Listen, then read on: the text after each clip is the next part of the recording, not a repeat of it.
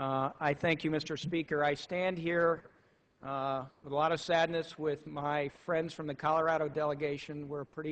Democrats and Republicans were a pretty tight-knit group. We had a terrible incident in Aurora, Colorado on Friday. You all are well aware of it.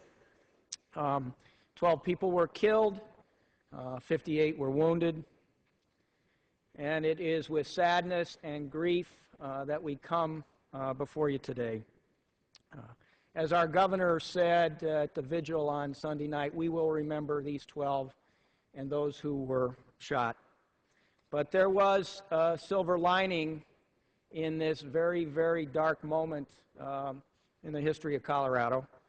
And we saw bravery and selflessness and heroism among the people that were in that theater that night. And any one of us can tell you stories of how people, to complete strangers, were willing to give up their own lives to save the life of the stranger next to them. And, you know, in times when it is difficult like that, you want to find bright spots, and there were many. Another bright spot was the courage demonstrated by the Aurora police and the fire department and the FBI and the ATF in the face of what was a monstrous action by this guy. In Colorado, we consider ourselves to be pretty tough. Aurorans, where this act took place, pretty tough. It hurts. We all hurt.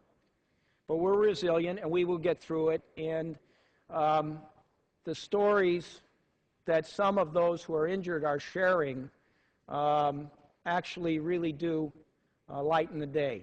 And I know any one of us would be happy to talk to you all about that. But there has been a tremendous outpouring of sympathy and condolences and compassion from all of you. And I know I speak on behalf of our entire delegation to thank you for thinking about us and where we live in our community, because we are in this together, and we just thank you very much. So I ask that all of you stand with me and our delegation in a moment of silence to honor the memory of those that were killed, the wounded victims, and all Americans during this time of healing. And as I said once before, and as our governor said, we will remember these people who were hurt, and we will help them all along the way.